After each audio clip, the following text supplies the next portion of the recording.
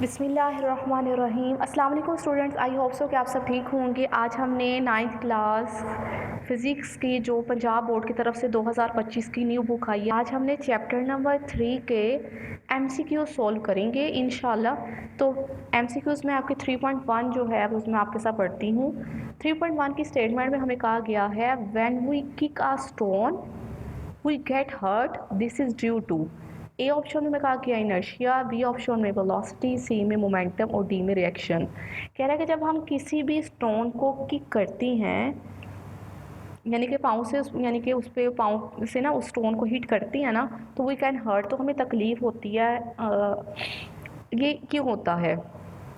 जब हम एक स्टोन को हिट करती हैं तो हम उस पर लगाती हैं एक्शन, तो उसका एक्शन का एक रिएक्शन होता है जिस वजह से हमें हर्ट होती है। तो इसका करेक्ट ऑप्शन होगा reaction. Reaction is your required answer. अब हमें 3.2 में कहा गया है an object will continue its motion with constant acceleration until. कहा गया है कि एक ऑब्जेक्ट जो है वो मोशन को अपनी मोशन को कंटिन्यू रखेगा कांस्टेंट एक्सेलरेशन के साथ। कब तक? नंबर ए में हमें कहा गया है the resultant force on it began to decrease, जब उस पर लगने वाला जो रिजल्टेंट फोर्स है वो डिक्रीज होने लग जाए। नंबर बी में हमें क्या है the resultant force on it is zero. और नंबर सी में हमें कहा गया है the resultant force on it began to increase. और डी में हमें कहा गया है the resultant force is at right angle to its tangential velocity.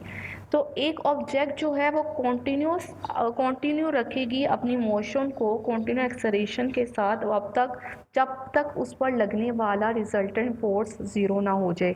हमने न्यूटन सेकंड लॉ में पढ़ा F इज इक्वल है M A. F is equal है एम ए। इसमें जो मैस होता है वो कांस्टेंट होता है, यानी कि फिक्स होता है जो भी आपने ऑब्जेक्ट लिया है। तो आपके पास जो फोर्स है वो डायरेक्टली प्रोपोर्शनल होता है एक्सेलरेशन के। हमारे पास ये एक्सेलरेशन वो अब ज़ीरो होगा जब इस पर लगने वाली फोर्स ज़ीरो होगी। तो जब तक ये फोर्स ज़ीरो नहीं होगी तब तक हमारे पास वो जो बॉडी है वो कांस्टेंट एक्सेलरेशन के साथ मूव करती जाएगी। तो आपका करेक्ट ऑप्शन होगा the resultant force on it is zero. B option is correct option. 3.3 में हमें कहा गया है which of the following is an non contact force. Number A में कहा गया फ्रिक्शन, नंबर 3 में एयर रेजिस्टेंस, सी में कहा गया है इलेक्ट्रोस्टैटिक फोर्स और डी में क्या कहा गया है कि टेंशन इन अ स्ट्रिंग। तो नॉन कॉन्टैक्ट फोर्स जो है वो हमारे पास कौन सी होगी? इलेक्ट्रोस्टैटिक फोर्स होगी। फ्रिक्शन जो होती है वो कब होती है? जब दो बॉडीज एक दूसरे के साथ कॉन्टैक्ट करती हैं, मिलती हैं दो फोर्सेस या दो सरफेसेस, तो फ्रिक्शन होती है। एयर रेजिस्टेंस हमारे पास कब होती है? जब हमारी बॉडी जो है या कोई भी ऑब्जेक्ट जो है वो एयर के अंदर से पास करेगा तो एयर रेजिस्टेंस पर लगेगी। टेंशन भी हमारे पास कब होता है? जब हम उसको पकड़ कर रखते हैं तो भी टेंशन होता है। तो नॉन कॉन्टैक्ट का मतलब ये है कि लेट्स सपोज आपके पास ये दो ऑब्जेक्ट हैं, ये दो हमारे पास हैं दो कॉन्टैक्ट फोर्स। इस पे लगने वाली फोर्सेस जो हैं वो ये भी इस पे फोर्स लगा रहा है, ये इस पे भी फोर्स लग रही है। तो इन दोनों के दरमियान ये एक दूसरे के साथ कॉन्टैक्ट में नहीं है, मतलब एक दूसरे के साथ टच नहीं कर रही है, कोई कॉन्टैक्ट नहीं है इनके साथ, लेकिन फिर भी इन दोनों के दरमियान में एक फोर्स मौजूद है। तो वो होती है इलेक्ट्रोस्टैटिक फोर्स में, जिसको कूलम फोर्स कहती है। हमारे पास चार्ज इलेक्ट्रोस्टैटिक कहते हैं बिजली में, यानी कि चार्जेस के दरमियान में। तो करेक्ट ऑप्शन है इसका इलेक्ट्रोस्टैटिक फोर्स। चार्जेस के दरमियान जिसको आप कूलम फोर्सेस पढ़ते हो, दो चार्जेस के दरमियान कोई भी कॉन्टैक्ट नहीं होता, यानी कि वो दो चार्जेस एक दूसरे के साथ मिले नहीं होते, लेकिन फिर भी उनके दरमियान में एक फोर्स एक्ट कर रही होती है। उस फोर्स को हम कहते हैं इलेक्ट्रोस्टैटिक फोर्स। तो इलेक्ट्रोस्टैटिक फोर्स जो आपके पास जो है वो नॉन कॉन्टैक्ट फोर्स है। जैसे कि आपने मैग्नेट के में पढ़ा, अगर आपके पास दो मैग्नेट है ना, वो दो मैग्नेट एक दूसरे के साथ जो हैं वो जुड़े नहीं हुए, एक दूसरे के साथ टच नहीं है, कॉन्टैक्ट में नहीं है, लेकिन फिर भी आपने देखा ना उनके दरमियान एक फोर्स एक्ट कर रही होती है। तो वो फोर्स होती है वो भी नॉन कॉन्टैक्ट फोर्स होती है। आई होप सो कि आपको इसकी समझ आ गई है। 3.4 में कहा गया है a ball with initial momentum p hit a solid wall. Solid wall कह रहा है कि हमारे पास एक वॉल है, लेट्स सपोज हमारे पास एक वॉल है। तो इस वॉल के साथ ना एक बॉल को जो है जिसका इनिशियल मोमेंटम p है वो हिट किया है। ये लेट्स सपोज ये एक बॉल है, ये इस ना वॉल के साथ हिट की है, टकराई है। जब ये सॉलिड वॉल के साथ टकराई है ना, तो लेट्स सपोज ये जो वॉल है इसका जो है मैस m है और ये जिसके साथ मूव कर रही है ना वो है वेलोसिटी v। अब ये हिट करने के बाद it bounce back, with the same velocity, ये सेम वेलोसिटी के साथ जो है वो बैक होती है, यानी कि टकराने के बाद अब इसने दोबारा बाउंस बैक हुई है, टकराने के बाद वापस आई है, वापस पलटी है, तो पलटने के बाद इसका मैच जो है वो तो सेम होगा, लेकिन जो इसकी वेलोसिटी है वो सेम वेलोसिटी के साथ आई है। लेकिन अब आपने देखे नोट करना है कि पहले इसकी डायरेक्शन है फ्रॉम लेफ्ट टू राइट, इसकी डायरेक्शन है टुवर्ड लेफ्ट टू राइट, लेकिन इस वॉल के टकराने के बाद इसकी जो डायरेक्शन है वो क्या हो गई है, ऑपोजिट, यानी कि हो गई है राइट टू लेफ्ट हो गई है। कह रहा है it's momentum P dash after collision will be, तो इसका जो मोमेंटम है वो क्या हो जाएगा, आपको पता है मोमेंटम हमारे पास इक्वल होता है the product of mass into velocity. अब ये हमारे पास था बिफोर कोलिजन को टकराने, जब इसने वॉल टकराई गई है, अब जब वॉल से टकराने के बाद जब आई है मास तो सेम रहा है, लेकिन इसकी वेलोसिटी क्या हो गई है, नेगेटिव एम वी हो गई है। तो आपके पास जो मोमेंटम जो हुआ है आफ्टर द कोलिजन जो है वो इज इक्वल हुआ है माइनस बिफोर कोलिजन। तो आपके पास जो करेक्ट ऑप्शन होगा ना वो होगा P prime is equal minus P, यानी कि B option is your correct option. 3.5 में हमें कहा गया a particle of mass m moving with the velocity of v collide with another particle of the same mass at rest, the velocity of the first particle after the collision is। हमें कहा गया है कि हमारे पास एक particle है, उसका मास m है और वो एक वेलोसिटी के साथ, वो जिस वेलोसिटी के साथ मूव कर रही है वो v है, और वो कोलाइड की है एक दूसरे पार्टिकल के साथ जिसका मास जो है वो सेम है, लेकिन जो सेकंड पार्टिकल है वो रेस्ट पे है। तो आपने बताना है कि जो फर्स्ट पार्टिकल टकराने के बाद उसकी वेलोसिटी क्या होगी। ये मैं आपको इसकी जो है बताती हूँ, इस आपने पीछे पढ़ा law of conservation of momentum में,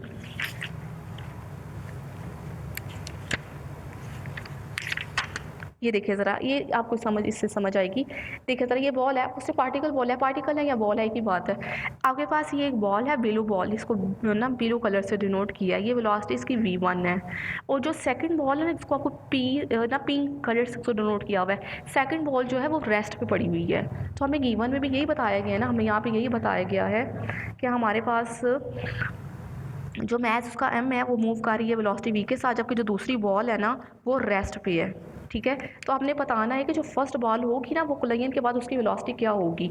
अच्छा, अब जब ये दोनों बॉल कोलाइड की है ना तो कोलिजन होने के बाद क्या होगा, जो पहले जो बॉल v1 जो वेलोसिटी जिस वेलोसिटी के साथ मूव कर रही थी ना, वो अपनी वेलोसिटी जो है वो सेकंड बॉल को जो रेस्ट पे उसको जो है वो ट्रांसफ़र कर देगी अपनी वेलोसिटी, और जो सेकंड बॉल है ना वो अपनी वेलोसिटी फर्स्ट बॉल को जो है ना वो ट्रांसफ़र कर देगी। तो यानी कि जो आपके पास जो फर्स्ट बॉल थी ना उसकी वेलोसिटी हो जाएगी 0, जबकि जो v2 बॉल जो पहले रेस्ट पे थी ना उसकी वेलोसिटी हो जाएगी v1। तो आपके पास जो करेक्ट ऑप्शन जो होगा वो क्या होगा, फर्स्ट बॉल की वेलोसिटी क्या हो जाएगी 0। ठीक है ना, तो आपके पास इसका करेक्ट ऑप्शन क्या आ जाएगा, v0 is your required answer. I hope so कि आपको 3.5 की समझ आ गई है।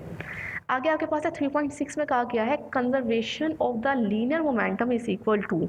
नंबर ए में कहा गया है Newton first law of motion, B में कहा गया है Newton second law of motion, third में कहा गया Newton third law of motion, fourth में कहा है नन ऑफ दीज। तो इसका करेक्ट ऑप्शन है हमारे पास Newton third law of motion. Newton third law of motion जो है वो हमारे पास लॉ ऑफ कंजर्वेशन के इक्विवेलेंट है। 3.7 की बात करते हैं। 3.7 में हमें कहा गया है, न्यूमेरिकल टाइप है ये, an object with a mass of 5 kilogram. हमारे पास एक मैस है, मैं साथ साथ लिख रही हूँ, एक ऑब्जेक्ट है, 7 की बात कर रही हूँ, न्यूमेरिकल नंबर 3.7 की। हमें कहा गया कि हमारे पास एक मैस है, उस मैस का वैल्यू हमें गिवन है 5 kilogram, move with the constant velocity of 10 metre per second. ये जिस वेलोसिटी के साथ मूव कर रही है ना उसकी इनिशियल वेलोसिटी हमें गिवन है 10 metre per second, moving with 10 metre per second. आगे कहा गया a constant force then act for 5 second. Time हमें गिवन है, यानी कि कह रहा है टाइम 5 सेकंड के लिए एक फोर्स उस पर एक्ट करती है ऑन एन ऑब्जेक्ट, उस ऑब्जेक्ट पर, and give it's a velocity of. जब फोर्स एक्ट करती है ना 5 सेकंड के लिए, तो उस पर जो लगने वाली जो वेलोसिटी होती है ना उसकी वेलोसिटी हो जाती है 2 मीटर पर सेकेंड, यानी कि फाइनल वेलोसिटी होगी 2 metre per second in its opposite direction. Opposite direction का मतलब ये है कि अगर उसकी पहले वेलोसिटी v1 अगर लेफ़्ट टू राइट है तो अब उसकी ऑपोजिट होगी, तो ऑपोजिट की वजह से उस पर क्या आ जाएगा, नेगेटिव का साइन आ जाएगा। तो आपने ये याद रखना है, मैं रिपीट कर रही हूँ, आपके पास फाइनल वेलोसिटी है 2 metre per second, minus sign आया है due to the opposite direction की वजह से। The force acting on the object, तो आपने वो फोर्स फाइंड करनी है, आपने वो फोर्स फाइंड करनी है। आपने पढ़ा Newton second law of motion in term of momentum, जो है वो आपने पढ़ा F इज इक्वल है डेल्टा P बाई टी के बराबर। तो आपके पास ये जो डेल्टा P जो है ये मोमेंटम है, चेंजिंग मोमेंटम है, तो चेंजिंग मोमेंटम क्या होगा, आपको पता है कि आपके पास मोमेंटम इज इक्वल होता है mv, तो चेंजिंग मोमेंटम क्या होगा, final momentum minus initial momentum, तो आप क्या दोगे mvf minus mvi divided by time. तो यहाँ से m कॉमन आ रहा है ना, तो आप दोगे mvf minus vi divided by T. तो यहाँ से ना आपने फोर्स फाइंड करनी है ना, तो आपने वैल्यूज पुट कर दो। आपके पास जो मैस है वो क्या गिवन है 5, आप किसी जगह 5 पुट कर दो। आपके पास फाइनल मोमेंटम क्या है -2, माइनस इनिशियल मोमेंटम के पास वैल्यू क्या है 10, आप 10 पुट कर दो, डिवाइड बाई टाइम आपके पास क्या है 5 है। तो आपके पास क्या हो जाएगा, इधर आपके पास यहाँ पे हमारे पास है टाइम 5 सेकेंड है। ओके, आपके पास ये 5 से कैंसिल हो जाएगा, तब आप -10 और -12 यानी कि माइनस प्लस, जब -10 के अंदर -2 को प्लस करोगे तो आपके पास आ जाएगा -12 न्यूटन। तो आपके पास जो करेक्ट ऑप्शन आ गया वो है -12 न्यूटन, यानी कि सी ऑप्शन आपके पास करेक्ट ऑप्शन है, -12 Newton is your required answer. 3.8 में कहा गया हुआ हमें a large force act on an object for a very short interval of time. In this case it is easy to determine। कहा गया है कि हमारे पास एक लार्ज फोर्स है और वो एक्ट कर रही है एक बॉडी पर थोड़ा शॉर्ट इंटरवल ऑफ टाइम, तो क्या होगा, ये होता है इम्पल्स। आपने इम्पल्स की डेफिनेशन पढ़ी है, इम्पल्स इज इक्वल होता है the product of force into time is called impulse. तो आपके पास करेक्ट ऑप्शन जो है वो सी है, product of the force and the time. Magnitude of force नहीं हो सकता, टाइम इंटरवल भी नहीं हो सकता, और नन ऑफ दिस भी नहीं हो सकता। तो इसका करेक्ट ऑप्शन है आपके पास moment product of the force and the time. आगे 3.9 पढ़ते हैं। A lubricant is usually introduced between two surfaces to decrease the friction. The lubricant, सबसे पहले आपको लुब्रिकेंट का पता होना चाहिए। लुब्रिकेंट कहते हैं आप उस ऑयल को, ठीक है, ऑयल को, ग्रीसिंग को, या जो वैसलीन होती है, जब भी आप किसी भी मशीनरी के पुर्जों को जो लगाने के लिए आप उस पर ऑयल लगाते हैं उसको कहते हैं लुब्रिकेंट, ठीक है। तो कह रहा है जो लुब्रिकेंट होता है ना, वो हम किसी भी दो सरफेसेस के दरमियान में फ्रिक्शन को कम करने के लिए लगाते हैं। तो ये क्या करती है, लुब्रिकेंट का मकसद क्या होता है, ये क्यों हम करती हैं। नंबर ए में कह रहा है डिक्रीज द टेम्परेचर, टेम्परेचर को कम करने के लिए। नंबर बी में कह रहा है act as a ball bearing, और नंबर सी में कह रहा है prevent the direct contact of the force of the surfaces, और डी में कह रहा है प्रोवाइड द रूलिंग फ्रिक्शन। तो रूलिंग फ्रिक्शन भी नहीं है इसका, act on the ball bearing भी नहीं है, डिक्रीज द टेम्परेचर भी नहीं है, तो इसका करेक्ट ऑप्शन है prevent the direct contact of the surfaces का डी, इसका सी करेक्ट ऑप्शन है। कैसे, लेट्स सपोज आपके पास एक मशीन है, उस मशीन के आपके पास दो कुर्सी हैं।